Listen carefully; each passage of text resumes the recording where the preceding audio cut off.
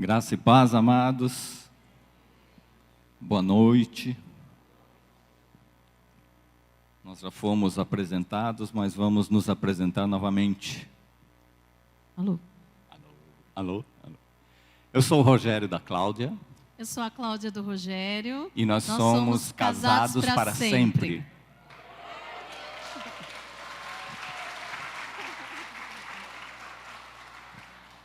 É muito bom podermos estar aqui, amados. É com muita alegria.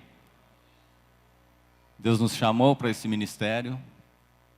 Logo com 3 meses de casados, nós já estávamos fazendo o curso que se chama Casados para Sempre. Eu não entendi nada, né? Falei, 3 meses, nem casei direito ainda, já estou fazendo isso. Mas agora, com o passar do tempo, a gente viu, era já Deus nos alinhando para isso. Nós amamos isso. Nós temos a certeza que Deus tem colocado sobre nós a honra de participar de um ministério para tratar de casais, de família, porque temos a certeza que família é a base de tudo. A família, uma boa família vai gerar pessoas boas, pessoas que vão transformar esse mundo. A base de tudo é família, da família que sai tudo. Da família que vai sair um ótimo advogado, um ótimo mecânico, um ótimo administrador. A família que vai gerar um ótimo pastor. E essa geração vai gerando outras famílias boas, até que o reino de Deus seja divulgado por toda a terra. E nós temos o prazer de ter 2 filhos. O Mateus tem 19 anos. A Ana Beatriz, que tem 14. São uma bênção na nossa vida. Nós amamos os nossos filhos. E graças a Deus nós temos tido momentos especiais depois que nós viemos para cá, para Fortaleza, para Aquirás. Deus nos chamou em janeiro de 2018 como missionários. Então nós já éramos pastores e viramos missionários em janeiro de 2018. E Deus tem tratado as nossas vidas e a nossa família. Nós temos o desafio, de começar nesse ministério de famílias, a cada ano ter a nossa família ajustada, Isso não quer dizer que nós somos perfeitos, Temos muitos defeitos, como todos, e a cada ano estamos buscando em Deus ser lapidados por Ele, para que a nossa família, nosso casamento, reflitam também quem é o Senhor. E hoje, depois de 23 anos de casados, a gente tem vivido esse sonho, que é servir a Deus em tempo integral na missão. A Jocum é uma agência missionária que tem no mundo todo, e ela tem acolhido inúmeras famílias, inúmeros missionários, jovens em sua grande maioria, que têm doado a sua vida para servir a Deus. E é ali que a gente tem trazido uma grande parte também do nosso aprendizado sobre casais. E o que nós queremos compartilhar com vocês aqui hoje é um pouco do que nós estivemos compartilhando com os casais no curso que teve esse ano.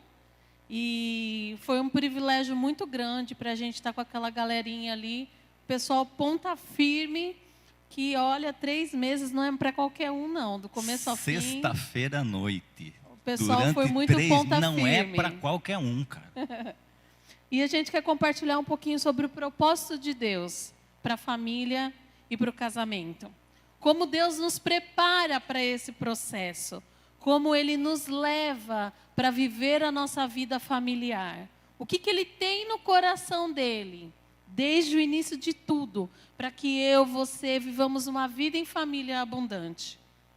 Antes disso, já dando uma dica para os homens, a grande maioria das mulheres se preocupam muito com datas.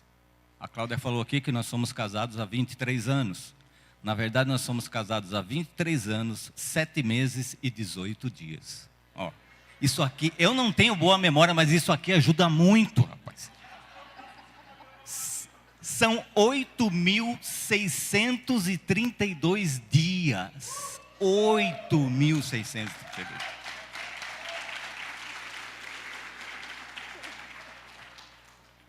Agora vocês vão cair. 745.804.800 segundos ao meu lado. Ao meu Eu lado. sou grato a Deus por isso. Meu Deus, Deus é muito bom. Amados, vamos orar para pedir para que Deus prepare o nosso coração para esse tempo. Amém? Senhor, o nosso coração é teu, Senhor. Os nossos Amém, Senhor. pensamentos, os nossos Senhor. ouvidos. E nós queremos entregar agora tudo nas tuas mãos, Pai. Entregamos esse ambiente para que o Senhor fale com cada um, Senhor. Que o Senhor fale conosco também, Pai. Tudo aquilo que está no teu coração. Amém. Que você possa mudar e transformar a nossa maneira de viver e de agir dentro dos nossos casamentos e dentro daquilo que sonhamos enquanto família, Pai. Sim, meu Deus. Em nome de Jesus. Amém. Amém. Graças a Deus.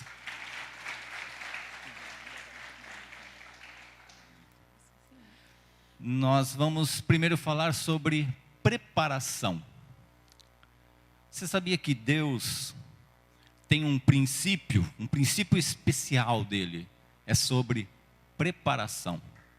Ele ama preparar coisas. Antes da criação do homem, a gente vê lá em Gênesis, logo no comecinho, os primeiros versículos, o que Deus estava fazendo ali antes de criar o homem. Fez a luz, fez terra, água, separou a água da terra, luminares, estrelas, animais, vegetação. Ele estava preparando um ambiente para alguém especial que iria chegar. Então Deus é um Deus que gosta de preparar coisas. Vamos ler lá em Gênesis 1:26. Então disse Deus: façamos o homem à nossa imagem, conforme a nossa semelhança. Domine ele sobre os peixes do mar, sobre as aves dos céus, sobre os grandes animais de toda a terra e sobre todos os pequenos animais que se movem rente ao chão.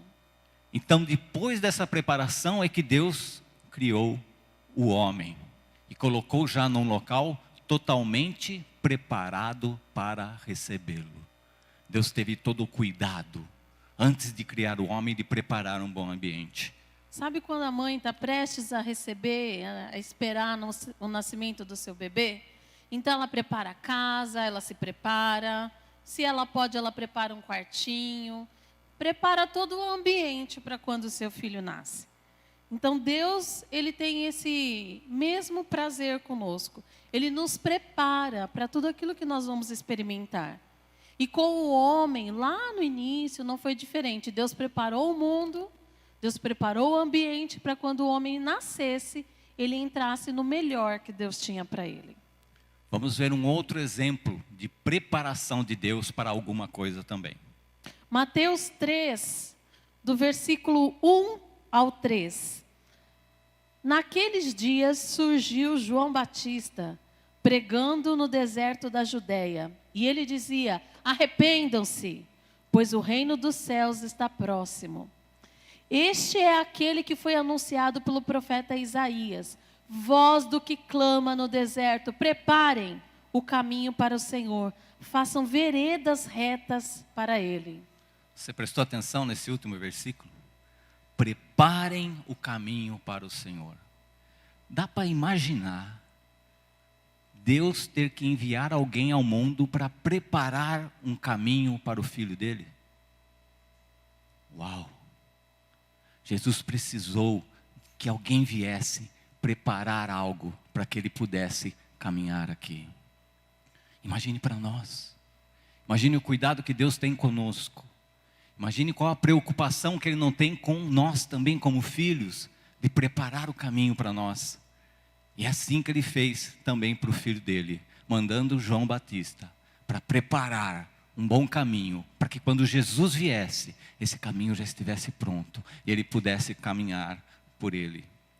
Em Mateus 25, esse texto fala sobre as 10 virgens, né? Havia um noivo que vinha buscar as 10 virgens e elas precisavam se preparar com alguns acessórios, a sua lamparina, elas precisavam ter o líquido dentro da sua lamparina para ela acender. Só que somente 5 delas foram prudentes o suficiente para encher toda a sua lamparina. E outras 5 não estavam prontas, né? Elas não se prepararam para receber aquilo que elas tinham de melhor.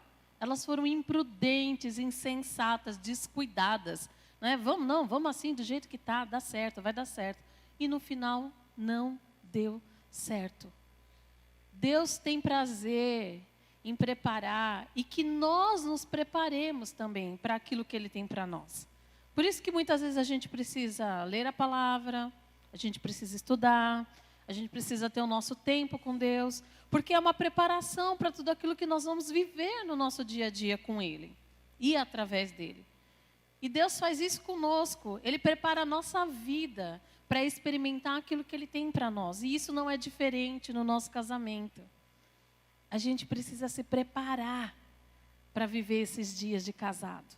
Porque não é fácil. É bom, mas não é tão fácil. Tem dias difíceis e tem dias muito bons. A Cláudia falou em ser fácil. O que é fácil para um cristão? A gente sempre acha, né? Não, eu aceitei a Jesus, agora estou de boa. A minha salvação está garantida. Jesus, volta logo, Jesus, por favor. Eu não aguento mais, Jesus, volta logo. E quem é o nosso modelo? Jesus é o nosso modelo para tudo, para todas as coisas. Foi boa? Foi tranquilinha a vida de Jesus? Não. Morreu uma morte de cruz, sabendo que tinha vindo para esse propósito.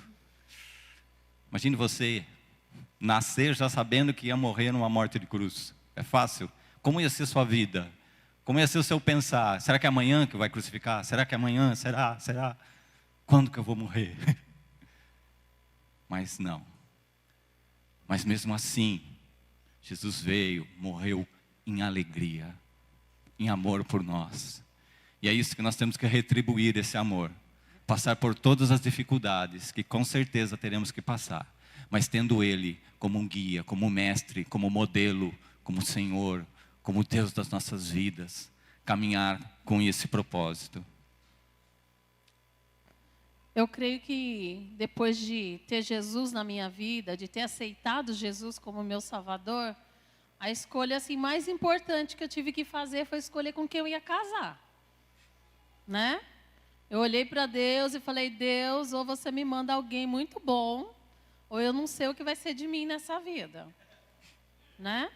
Aí eu fiz uma lista daquilo que eu gostaria num marido, escrevi, mandei lá para Deus, orei a minha lista. E eu creio que essa é uma das decisões mais importantes da nossa vida.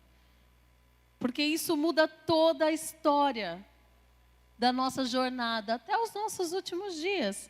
Né? É uma escolha importante e a gente precisa estar preparado para fazer essa escolha.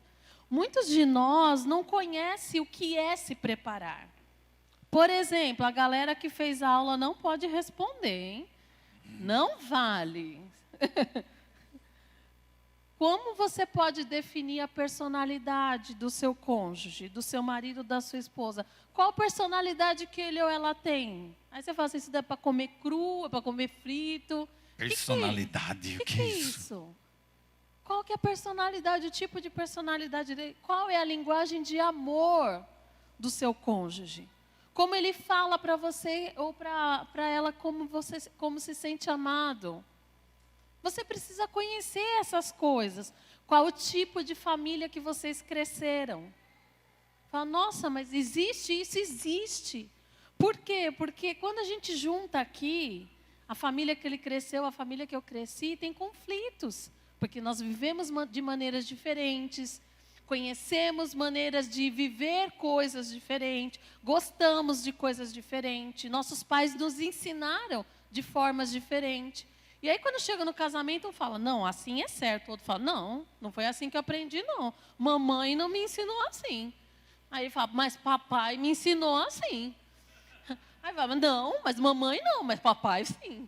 E aí fica aquela disputa de que um é certo, que o outro é errado. Mas os dois estão certos.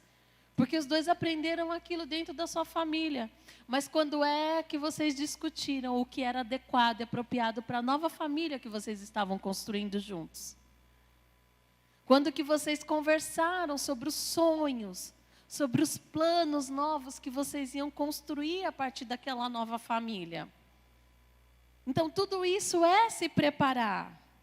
Tudo isso é vocês conversarem sobre o que vocês vão viver lá na frente. Aí a gente passa a entender por que tem tanto conflito no casamento. Porque ele pensa de um jeito, eu penso de outro, ele tem uma criação, eu tenho outra. Né? E ninguém pensou nisso. Porque para nós, qual que é o modelo de casamento que nós trazemos para o nosso casamento? É o que os nossos pais viveram.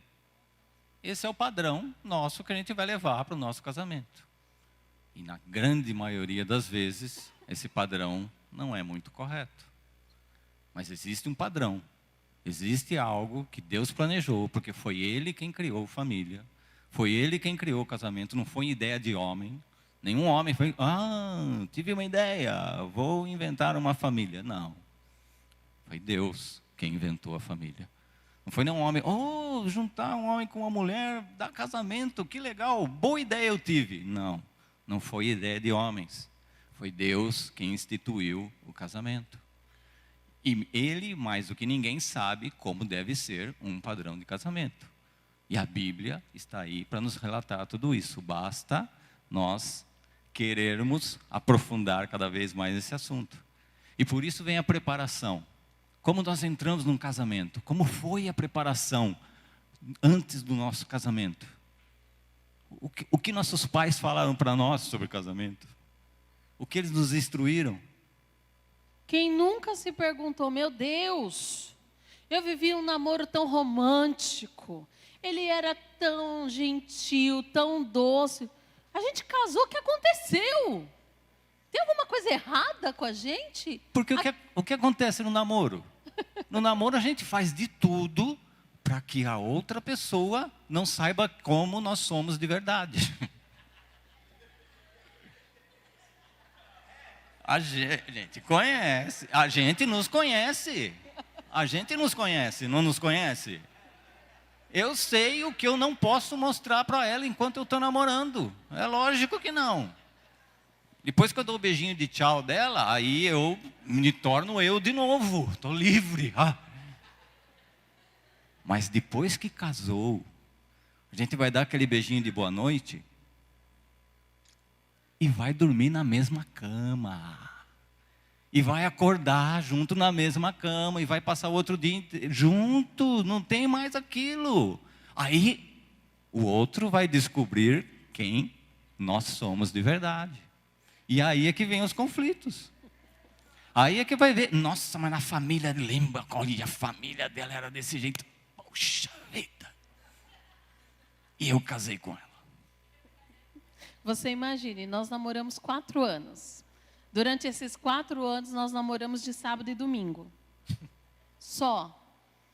Ele morava numa cidade, eu morava em outra, e nós só nos víamos de final de semana. Só, durante 4 anos. Então, quando nós nos casamos, nós nos surpreendemos com quem nos encontramos, né? Olá! Quem é você? Você é assim? Você é assim, meu Deus!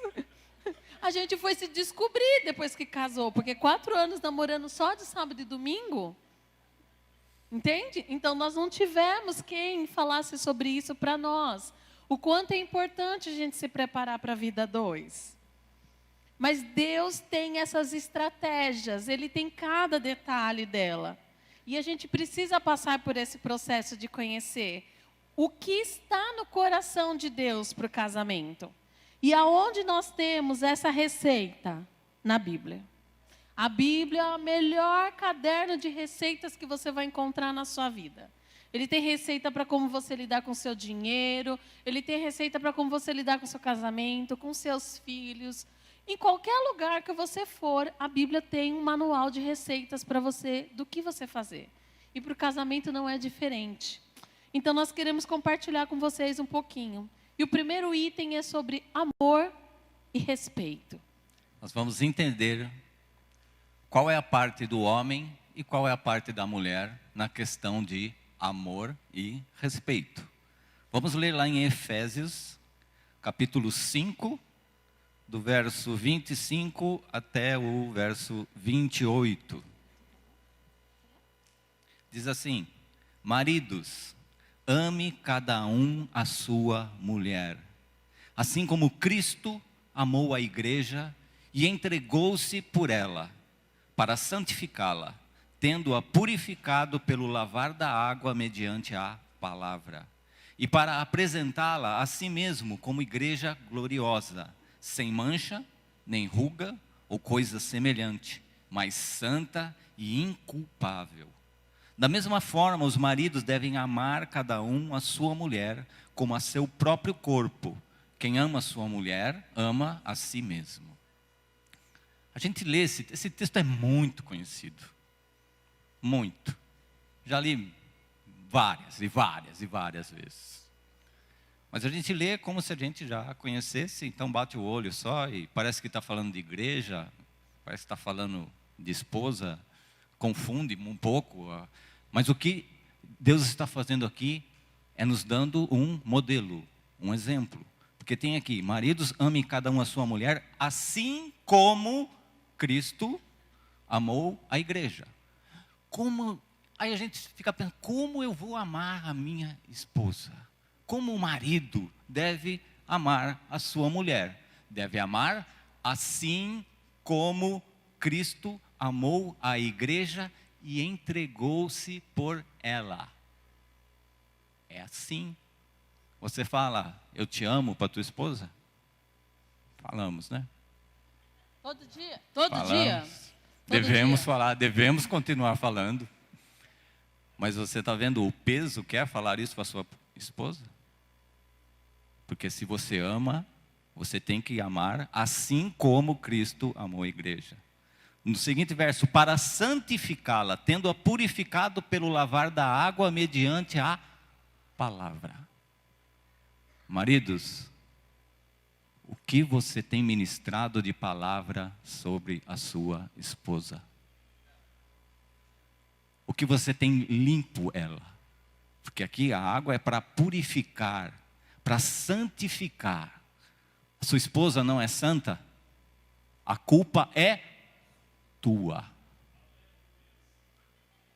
A tua esposa anda suja, fazendo coisas erradas?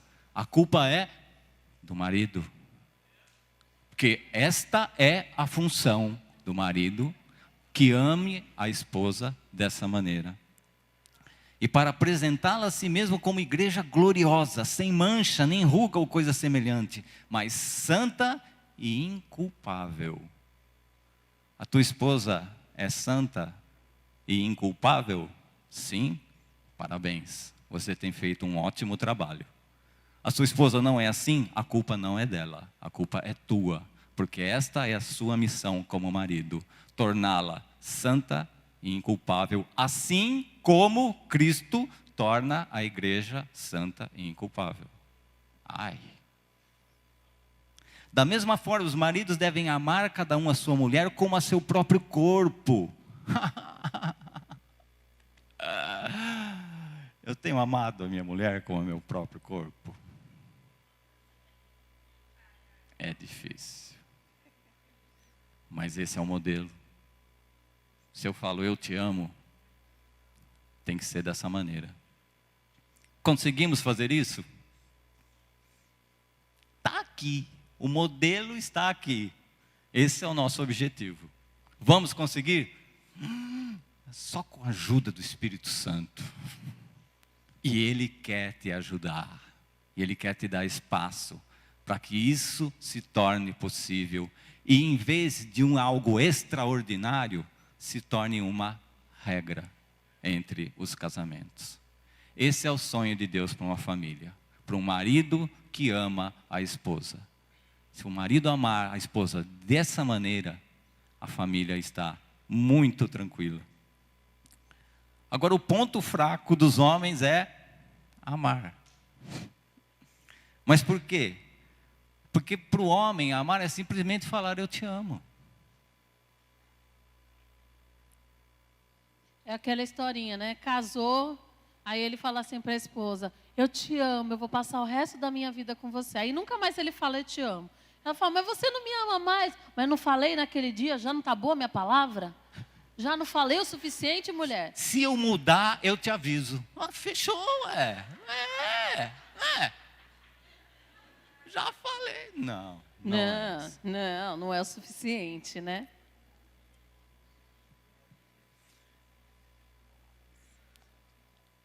Palavras simplesmente não bastam. Com a mulher é diferente. Com o sexo feminino, a coisa é diferente. Bastante. Precisa de carinho, presentes, ter tempo de qualidade. Só falar eu te amo não vai resolver. Ela não vai acreditar muito nisso. Porque tudo isso, comprometimento, dividir o trabalho, dividir as cargas de casa. Hã? Ouvir? Ah, eu ouvi. Isso. Ouvir a esposa, você tem 2 ouvidos. Sabia que mulheres falam 25 mil palavras por dia? E os homens falam 10 mil palavras por dia. Por isso que nós temos 2 ouvidos. Ouça sua esposa. Dedique tempo a ela. E tempo de qualidade para a mulher não é você sentar do lado dela assistindo um filme. Isso é tempo de qualidade para homem. Para nós está ótimo. Sentar lá, assistir Flamengo e Liverpool e ver o Firmino fazer aquele gol, para mim já era ótimo ali ficar com ela do meu lado. Mas para ela não é tempo de qualidade isso. É tortura. É tortura. Mas para mim então, é entender isso, é entender como que identificar as linguagens de amor da tua esposa. O que para ela é bom, o que para ela é agradável. O que você tem feito na cozinha para ela? Boa pergunta. O que vocês têm feito? O que você tem feito na cozinha para tua esposa, amado? Mas isso a gente vai ver um pouquinho mais para frente. Aguenta aí que o pau vai comer nos homens daqui a pouco. Gente, a intenção não é gerar conflito, não. Mas só trazer à luz o que está oculto. Exatamente. Agora tem a nossa parte, mulherada. Agora tem a nossa parte. Aleluia. Pega a sua aí. Oh, fala, Deus, usa a tua serva agora, Senhor. O que é para nós uma recomendação de Deus que para as mulheres é um desafio? Aqui no versículo, vamos ler lá. Efésios 5, de 22 a 24. Vamos ler essa parte. Mulheres, sujeite-se cada uma a seu marido como ao Senhor. Pois o marido é o cabeça da mulher, como também Cristo é o cabeça da igreja, que é o seu corpo, do qual ele é o Salvador. Assim como a igreja está sujeita a Cristo, também as mulheres estejam em tudo sujeitas a seus maridos. Eu quero fazer 2 paralelos aqui. Existe uma visão extremamente fora do que a Bíblia fala a respeito desse texto, que é uma visão que coloca o papel da mulher como uma pessoa subserviente, né? Aquela pessoa que está ali apenas para te servir. Aqui como diz, sujeite-se cada um ao seu marido. Então, fica quieta que eu estou mandando. Né? Pois o marido é o cabeça, eu mando, você cala a boca. Não é? Está escrito aí. Está escrito na Bíblia. Como assim? Assim como a igreja está sujeita a Cristo. Eu fico imaginando Jesus olhando para nós e falando, cala a boca, fica quieto, eu estou falando. Eu mandei. Eu mandei, fica quieto, cala a boca, engole. Eu nunca consegui imaginar Jesus nos tratando dessa forma. Assim como as mulheres, muito menos a sua igreja. Então ele tem uma doçura na sua palavra, ele tem amor. Agora, quando a mulher não é tratada desse jeito, ela não aprende o que é respeito. E isso acaba sendo para as mulheres um defeito. Sabe por quê? Porque a gente não tem que esperar ser tratada bem para respeitar. A gente tem que respeitar antes de ser bem tratada. Porque nós achamos, como mulher, que a nossa atitude depende da do outro. E é independente uma atitude do outro. Alguém tem que dar o primeiro passo. Sabe assim? Quando você briga e fica os dois de bico, aí ninguém quer ir falar um com o outro e fica lá. Nem sei o que é isso. Não vou falar, você não vai Nunca falar, vi também isso. não vou falar. Você não quer conversar, também não vou conversar. Sabe? Fica os dois ali, ninguém quer dar um passo, alguém tem que se humilhar. E mulheres, eu quero fazer uma convocação a vocês. Deem o primeiro passo. Aqui a Bíblia está falando que esse é o nosso desafio como mulheres. É respeitar o nosso marido. E muitas de nós, por causa do feminismo que entrou e devastou a nossa sociedade, nós nos achamos no lugar das empoderadas. Agora eu sou uma mulher empoderada, então agora eu posso, eu devo, eu faço. O dinheiro é meu, eu ganho mais que você, porque essa é a realidade de alguns lares. Muitas mulheres estão crescendo profissionalmente e usam disso para humilhar os seus maridos. Né? E não é isso o que Deus nos chamou para fazer. Se você tem recebido esse privilégio de ganhar mais, seja humilde o suficiente, porque é isso que a Bíblia está te chamando para fazer, respeitar o seu marido. Se colocar nesse papel daquela que faz isso, não em subserviência, mas em amor. E isso é tão bom, porque isso traz a reciprocidade. Isso traz para você que o outro te ame só porque ele recebe respeito. Não precisa mais nada. Tudo que você fizer vai vir porque você respeita. Então, se você respeita, você cuida, você ama, você trata bem, você fala com doçura, né? O que acontece? As mulheres expõem os maridos, falam mal deles para as pessoas, desrespeitam eles na frente das pessoas, né? Desautorizam o marido na frente dos filhos. Né? Não, você falou isso, não é isso não, é isso agora. Esquece, não, desse jeito não vai acontecer não. E aí o que acontece? O marido perde o lugar de honra que Deus deu a ele. E tudo isso por quê? Porque nós mulheres não estamos nos colocando no lugar onde Deus nos chamou. Nós não somos submissas àquelas que são pegas pelo homem e falar, faz o que eu estou mandando. Você se submete em alegria, porque você sabe que junto com ele você está servindo a Deus e vocês têm juntos algo para fazer para Deus. Então é muito fácil fazer isso. Mas foi incutido na nossa mente de mulher que eu não me baixo para homem nenhum. Eu não preciso de homem para nada. Era isso que minha mãe falava para mim. Minha filha, você não precisa de homem para nada. E eu falava, hã? E foi isso que ela incutiu na minha mente. Você não precisa de homem para nada, você é suficiente. Então eu aprendi muito cedo a batalhar por tudo que eu precisava. Com 16 anos eu já sustentava a minha casa. Eu já trabalhava muito. Eu não aprendi isso em casa, jogando videogame, brincando, roubando. Não, eu aprendi isso ralando. Aprendi a ser autossuficiente. Mas é isso que a Bíblia me ensina? Não. Ela nos ensina a andar juntos, a caminharmos juntos, a compartilhar tudo. E esse texto, irmãos, tem sido usado por muitas pessoas, por muitos homens e até por toda a sociedade para um destratar o outro, sabe? Esse texto é muito engraçado, porque a Bíblia ela é muito dividida em subtítulos. Mas esse texto ele não começa no versículo 22.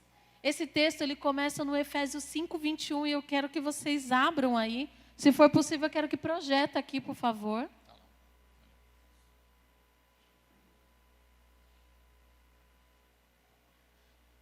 Porque esse texto ele começa antes, nos dando exatamente o que está no coração de Deus, para nós como casal. Sujeitem-se, vou ler aqui, uns aos outros, por temor a Cristo. Então ele não está falando que é uma relação de um é servo e o outro é o Senhor. Ele está falando para a gente se sujeitar. Eu em respeito, ele em amor. Entende? Aí quando ele vai no 22, que ele fala para as mulheres se sujeitarem ao seu marido como ao Senhor, ele começa a discorrer o texto sobre o papel de cada um. Mas em primeiro lugar, ele fala, marido, se sujeite à sua mulher, e mulher, se sujeite a seu marido. Por temor a Cristo. Por temor a Cristo. Às vezes vai dar vontade de se sujeitar? Não. A grande maioria das vezes não vai dar vontade de se sujeitar. Mas por temor a Cristo, que é o nosso modelo, que é o exemplo, nós vamos nos sujeitar um ao outro. O que acontece? O marido quer o respeito sem amor. E a mulher quer o amor sem respeito. E ambos estão utilizando mal a Bíblia. E isso gera muita confusão dentro do casamento, dentro da família. A esposa diz que precisa ser amada, mas ela não lembra que ela precisa respeitar antes disso. Ela não lembra daquilo que Deus a chamou para fazer dentro do seu casamento. Já o marido exige respeito, mas não conquistou dando o amor que a esposa precisa. Então, cada um exige a sua parte. Eu quero a minha. Eu quero amor. E você se vira para receber o que você tem. Se você não me amar, eu não vou te respeitar, porque você não merece. E aí entra uma relação de egoísmo, de autonecessidade, porque eu preciso receber a minha parte. Você, aí é problema seu. Né? Ninguém quer se colocar para suprir a necessidade do outro. Só pensa em si. É uma relação de egoísmo, onde eu sou o centro. E é isso que Jesus fala? Não. Ele fala para você se doar como o outro sendo a parte mais importante. Resumindo, é isso que ele está dizendo. Ele é mais importante do que eu em qualquer circunstância. Que eu preciso aprender a renunciar por conta dele. Me diz que a primeira renúncia que você faz quando você casa não é lado da cama, que você deixa de perder, de escolher. Não é verdade? Você só tem um lado para você descer, o outro está ocupado. E assim vão indo, renúncias atrás de renúncia. E nós precisamos aprender a renunciar. É fácil? Não. Se fosse. Se fosse, não ia chamar casamento, ia chamar parque de diversão. Festa. Mas não é. E é porque é desafiador que nós precisamos vencer. Vamos ler Efésios 5:33, que é um resumo disso que nós estamos falando aqui. Efésios 5:33 diz assim: portanto, cada um de vocês também ame a sua mulher, como a você mesmo. E a mulher trate o marido com todo o respeito. Deus deu o padrão. E Ele deu porque Ele sabia das nossas fraquezas, das nossas limitações. E isso é inegociável. É inegociável que Deus deu para nós. Nós precisamos caminhar na direção do propósito de Deus e viver as diferenças que Deus nos chamou para viver. Não importa como Ele é, não importa como eu sou. Importa que a gente se coloque debaixo do papel que Deus nos chamou para viver. Agora, homens, infelizmente, as famílias estão sofrendo porque nós, homens, não estamos assumindo o papel que Deus determinou para nós. Não estamos executando as coisas que Deus pediu que nós fizéssemos. Não estamos assumindo a parcela de responsabilidade que nós temos sobre a nossa família, sobre o nosso casamento. E isso é triste. E isso não é de hoje. Nós vemos lá no Jardim do Éden. Quantas vezes nós culpamos Eva pelo que aconteceu lá?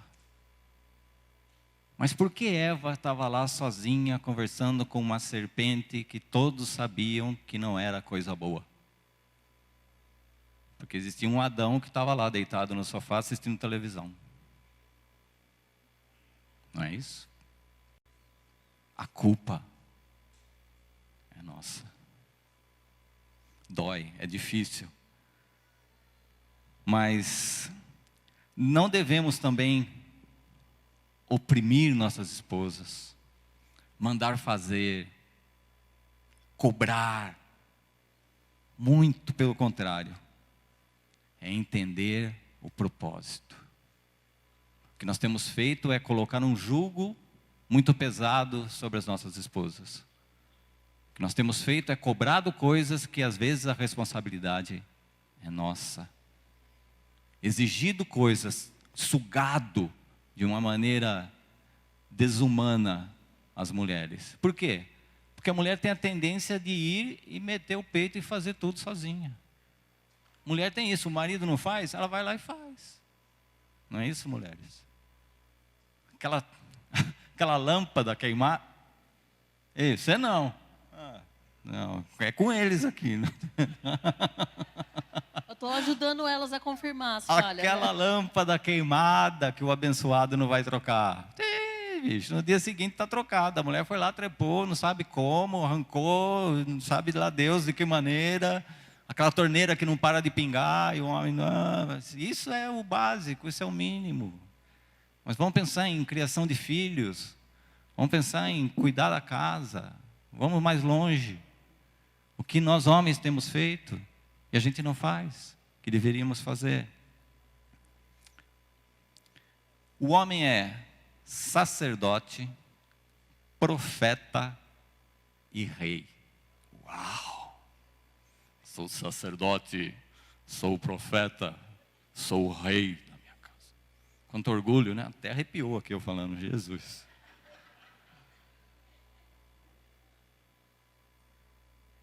Mas isso não é papel para governar. Isso não é honra. Isso não é mandar. Isso é servir. Isso é amar. Nós somos sacerdote, profetas e rei para servir as nossas amadas esposas. Esse é o propósito de sermos sacerdotes, profetas e reis. É cuidar bem delas. É dar o amparo necessário, o cuidado, a proteção que elas como mulheres precisam. Elas precisam de cuidado. Elas precisam de carinho, elas precisam de amor, e por isso nós somos sacerdotes, profetas e rei. Em Oséias 4:6 fala assim: o meu povo foi destruído por falta de conhecimento. Uma vez que vocês rejeitaram o conhecimento, eu também os rejeito como meus sacerdotes. Uma vez que vocês ignoraram a lei do seu Deus, eu também ignorarei os seus filhos. Ai, sacerdotes. O povo foi destruído por falta de conhecimento. E ele rejeitou os sacerdotes, porque ignoraram a lei de Deus. E eu também ignorarei vocês? Não. Eu também ignorarei seus filhos. Olha o que os sacerdotes estão fazendo. Deus, obrigando a Deus a ignorar os filhos. Porque nós desobedecemos a lei. Porque nós não fomos fiéis ao mandamento de Cristo, de Deus sobre as nossas vidas. Os nossos filhos é quem está perecendo. Malaquias 2:7 fala assim: porque os lábios do sacerdote devem guardar o conhecimento, e da sua boca todos esperam a instrução na lei, porque ele é o mensageiro do Senhor dos exércitos. O marido é o mensageiro do Senhor para a família. A nossa boca é que vai trazer a mensagem de Deus para dentro da nossa casa. Nós homens, essa é a nossa função dentro da nossa família. ser boca, trazer a palavra de Deus para dentro dos nossos lares. Profeta. Provérbios 22, 6. Instrua a criança segundo os objetivos que você tem para ela, e mesmo com o passar dos anos, não se desviará deles. Profeta. Instrua a criança.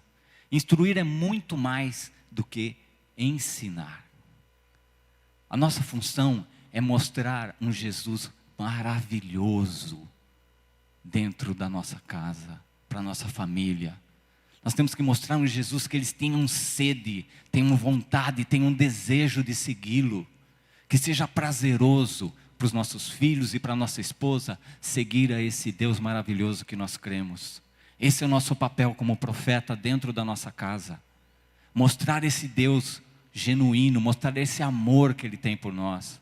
Para que os nossos familiares, olhando isso, olhando a nossa maneira de ser, a nossa maneira de agir, tenham vontade, tenham desejo de querer ser daquela maneira, de querer ser aquilo. Esse é o nosso papel como profeta dentro do lar. 1 Coríntios 11, 3. Quero, porém, que entendam que o cabeça de todo homem é Cristo. O cabeça da mulher é o homem, e o cabeça de Cristo é Deus. Sempre a gente teve, pelo menos eu, tinha muita confusão. Essa coisa de cabeça, né? Cabeça, esse, o homem é a cabeça da mulher, meu Deus do céu. Mas vamos entender um pouquinho aqui. Último pedaço. O cabeça de Cristo é Deus. Então, o cabeça de Cristo é Deus. Então, Deus é o cabeça de Cristo. Cristo é o cabeça do homem e o homem é o cabeça da mulher. Ok? O que significa isso? Deus é o cabeça de Cristo. Cristo é o cabeça do homem. Cristo manifestando Deus para o homem. Essa é a função de Cristo como cabeça do homem. Manifestar Deus para o homem. E o homem é o cabeça da mulher. Para quê? Para manifestar Deus para a mulher. Uau! É bom ser o cabeça? É ótimo. Olha o prazer que Deus está dando para nós homens. Manifestá-lo para a nossa amada. Para a mulher que a gente escolheu para ser o resto da vida, a nossa parceira, estar ao nosso lado. E é essa a função que Deus nos dá. Prazerosa. De poder demonstrar para uma pessoa tão especial o quanto Deus é especial para a minha vida, para a vida dela e para a vida dos nossos filhos. É para mostrar o amor de Cristo. Isso não é uma relação de hierarquia, de poder, de quem manda. Isso é uma hierarquia de amor. É uma relação que é manifestada de amor. De Deus manifestando o seu amor por Jesus, Jesus manifestando o seu amor pelo homem, e o homem manifestando o seu amor pela sua esposa e pela sua família. Não existe ali uma relação de quem manda em quem, mas quem está manifestando amor um pelo outro.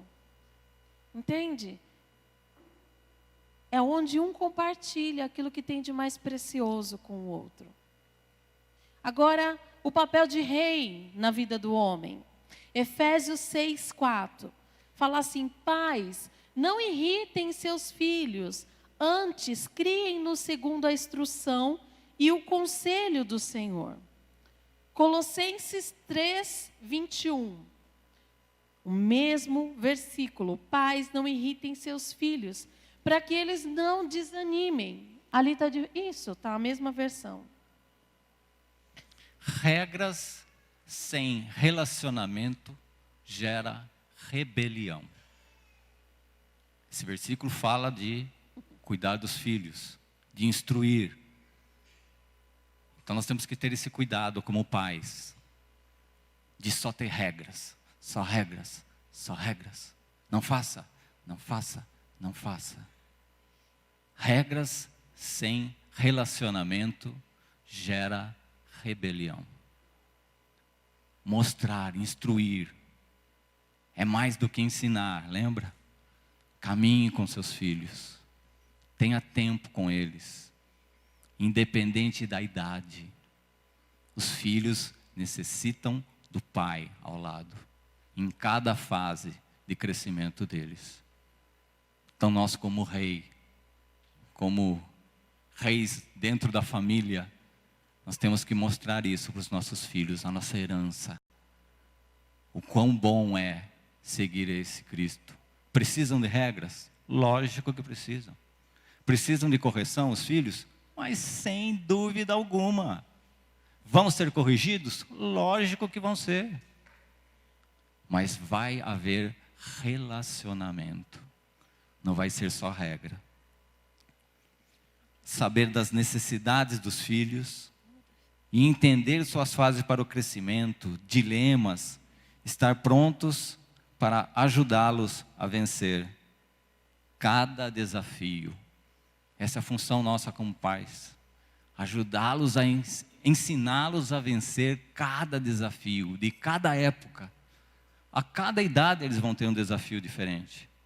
E nós que já passamos por tudo isso, a nossa função é ajudá-los a vencer essas batalhas.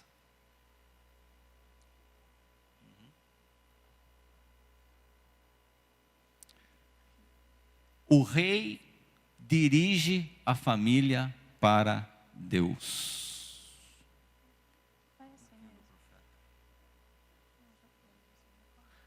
Eu falei antes, né, que o sacerdote apresenta Deus para a família. O profeta apresenta a família para Deus. E o rei dirige a família para Deus. Uau! Olha que coisa fantástica. Imagina uma família com um pai à frente dela, tendo consciência de tudo isso que ele precisa ser dentro de uma família. Ser sacerdote, profeta e rei traz segurança para sua esposa. E isso é o que ela mais necessita. O que as mulheres necessitam é de segurança. E se nós formos um sacerdote, profeta e rei dentro da nossa casa, isso vai trazer segurança. Nós precisamos estar prontos, irmãos, para ser essa família que reflete a Cristo. Reflete através dos relacionamentos, reflete através da forma com que você vive no seu dia a dia familiar. Aí você fala, puxa, vocês falaram tudo isso, e tudo isso é um preparo para o casamento, tudo isso é um preparo para a vida. Não só para quem vai se casar. Você precisa conhecer os propósitos de Deus, você precisa ler aquilo que Deus fala a respeito do seu chamado, né? Mas e agora que eu já casei e eu não fiz nada disso antes de me casar? Eu não conheci a família da minha esposa, eu não sei que tipo de família que ela tinha, eu ainda não entendi qual que é a linguagem de amor dela. O que eu faço agora? Agora ainda dá tempo. Nunca é tarde para você começar. O que Deus tem para vocês como família, como futuros formadores de novas famílias, está aqui à disposição na Bíblia. Se você procurar, o nosso manual tem tudo que você precisa. Você não consegue sozinho, pede ajuda. Você tem discipulador, você tem pastores, você tem pessoas que conhecem a palavra de Deus que podem te indicar o caminho. O que nós não podemos fazer é, agora que nós sabemos a verdade, é continuar da forma que estamos. Deus nos chama para viver um caminho novo com Ele como família. Mas eu não sou casado. Deus te chama para a responsabilidade daquilo que você vai viver um dia. Você ora pelo seu marido, futuro marido, ou pela sua futura esposa? Ah, mas eu sou muito novo. Mas eu já ensino meus filhos a orarem desde pequeno. Há muito tempo, papéis, ora pela sua esposa, ora pelo seu marido. Você quer casar um dia, você tem que orar por eles. Então você tem esse chamado de Deus hoje para você se posicionar para o seu futuro, para aquilo que Deus está te chamando para viver um dia. Você anseia por isso? Ore, clame a Deus, para que o seu futuro e o futuro da sua família sejam diferentes daquilo que você viu a sua família viver e que não foi legal. A gente teve a oportunidade de compartilhar as nossas histórias, das nossas famílias dentro da aula. E eu digo que aquilo que a minha família viveu nunca foi o que eu quis e o que eu vivo na minha família. Nunca foi. Se eu vivesse a história dos meus pais, eu viveria uma história de separação, de divórcio, de violência dentro do meu lar. E não foi isso que eu pedi a Deus. E foi isso que Ele me deu, uma vida nova, uma opção de um novo casamento. Então, Deus tem isso para você. Agora, tem um versículo que eu quero ler para você, em Jeremias 6, 16, e diz assim: ponham-se nas encruzilhadas e olhem. Perguntem pelos caminhos antigos, perguntem pelo bom caminho. Sigam-no e acharão descanso. Mas eles disseram: não seguiremos. Essa é a resposta daqueles que não querem ter a sua vida mudada, o seu lar transformado, a história do seu futuro mudada. Você quer ir ao final, como esse povo foi, e que sofreu as consequências da escolha dele, ou agora que você conhece a verdade daquilo que Deus tem para você como papel de homem, como papel de mulher, fala: Deus, eu não quero mais viver esse papel. Eu tinha tudo para viver o contrário disso. Foi fácil? Não foi fácil. Aprender a viver como Deus quer que eu viva. Porque tudo que eu aprendi foi o contrário disso. Mas eu tenho aprendido, e isso é uma história para uma vida toda. Eu creio que a gente é transformado durante toda a nossa jornada da nossa vida. E eu pergunto para você: você quer ser transformado? Você quer ter o seu casamento transformado? Então fala para Deus: Senhor, eu quero isso dentro do meu lar. Eu quero ser esse homem que trata a minha esposa como Cristo ama a igreja. Eu quero ser essa mulher que honra e respeita o meu marido, como você me ensinou, como você faz com Deus, como você honra Deus. Eu quero ser assim. Fica de pé no seu lugar para a gente orar.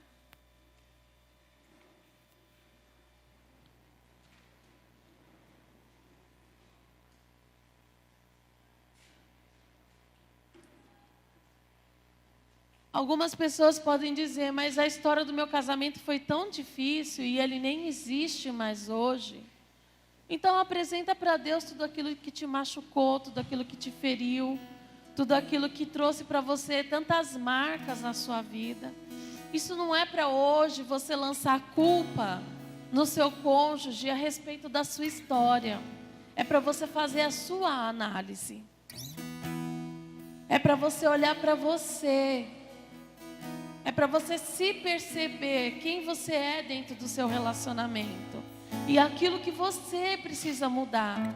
Porque o seu cônjuge, ele é com Deus. E com os seus joelhos de oração. Enquanto a gente quis brigar um com o outro, para transformar um ao outro, não deu certo. Não deu certo. A hora que a gente parou de lutar contra nós mesmos, e a gente começou a pedir a Deus que Deus mudasse nós, individualmente, cada um. Foi quando a nossa história começou a ter um caminho novo, uma jornada nova. Enquanto eu quis cobrar, enquanto eu quis dizer para ele quem ele tinha que ser, não deu certo. Então, quando eu disse para Deus quem eu era e como eu gostaria de ser, aí a nossa história começou a mudar. E eu creio que são esses passos que Deus está falando para você hoje. Para de cobrar. Muda você. Dê o primeiro passo você. Faça você a sua parte. E confie em Deus para Ele fazer a próxima. Mas eu não sou casado. Então fala para Deus aquilo que está no seu coração a respeito de quem você espera. Fala para Ele: Deus, eu tenho um sonho.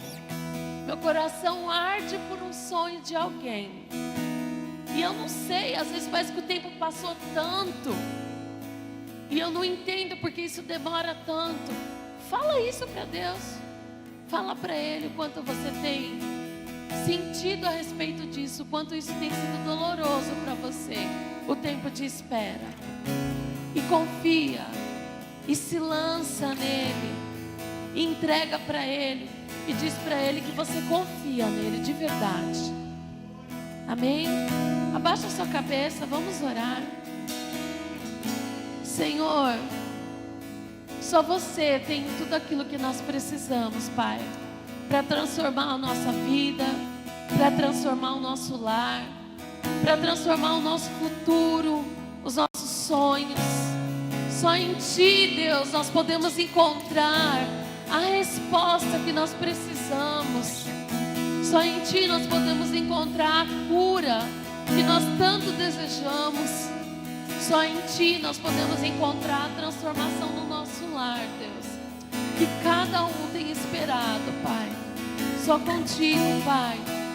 Então nós clamamos essa noite, Deus, para que você venha e haja no nosso meio, Deus, para que você entre no nosso lar e desfaça tudo aquilo que nós temos feito por tantos anos errado, Deus, para que você transforme a nossa família, o nosso jeito de agir um com o outro, para que a Tua palavra entre em nós e tome vida, para que ela transforme os nossos pensamentos e as nossas atitudes, Pai.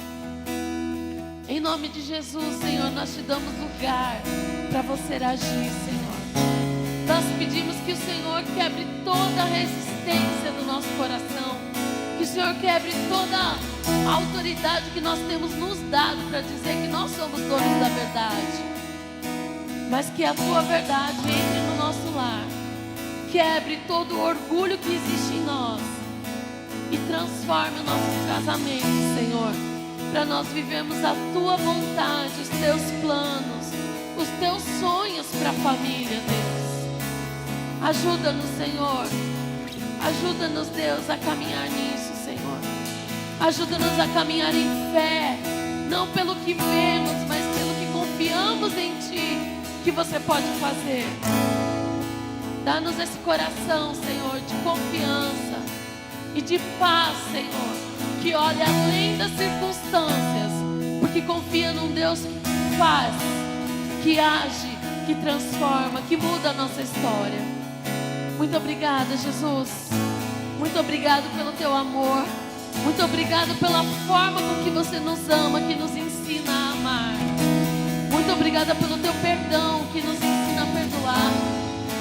Muito obrigado por nos aceitar apesar das nossas falhas. Então nos ensina a aceitar o nosso cônjuge, apesar das falhas dele também, Senhor. Nos ensina a amar como você ama. Nos ensina a andar como a Tua palavra tem nos ensinado.